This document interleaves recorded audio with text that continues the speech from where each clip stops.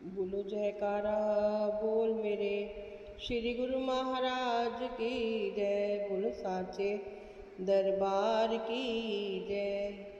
प्रेम भरी जय सच्चिदानंद जी। श्री लीला श्री श्री 108 श्री पंचम पातशाही जी महाराज।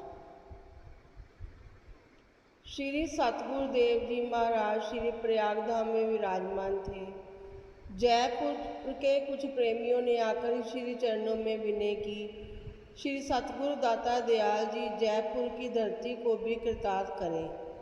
हम आरती में प्रतिदिन जब पढ़ते हैं, हम जैसे भागे को ग्रह दर्शन दीना, तो उस समय पुरातन इतिहास स्मरण हो जाते हैं कि भगवान भक्तों को किस प्रकार श्री दर्शन देकर आनंदित करते थे।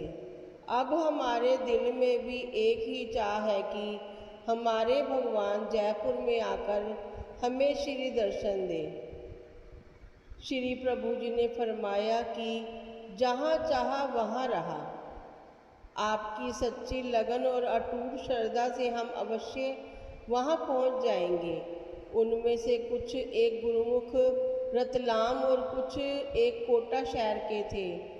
उन्होंने परस्पर एक दूसरे को कहा कि जब श्री गुरु महाराज जी जयपुर कृपा करें तो हमें भी ये शुभ सूचना अवश्य देवें।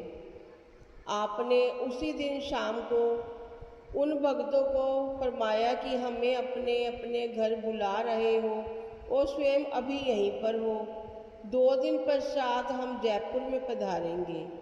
इस सारे कार्यक्रम की सूचना महात्मा परम विवेकानंद जी, महात्मा सुख सागरानंद जी और महात्मा अमर आत्मानंद जी को दे दी गई। श्री वचन सुनते ही हर्षित हो वे भक्ति जन शीघ्र ही अपने अपने स्थान पर लौट गए।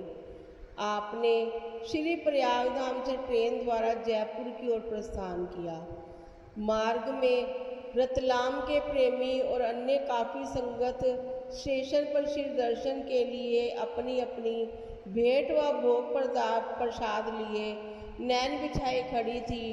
ट्रेन स्टेशन पर श्री प्रभु जी स्वयं ही बोगी के दरवाजे पर आकर खड़े हो गए और मुस्कुराने लगे। सब भक्तों ने प्लेटफार्म पर दंडवत प्रणाम किया। श्री आज्ञा पाकर जब श्री दर्शन करते हुए भक्तजन फूले न समा रहे थे, सबकी हृदय में अनोखा प्रेम और उल्लास भर रहा था।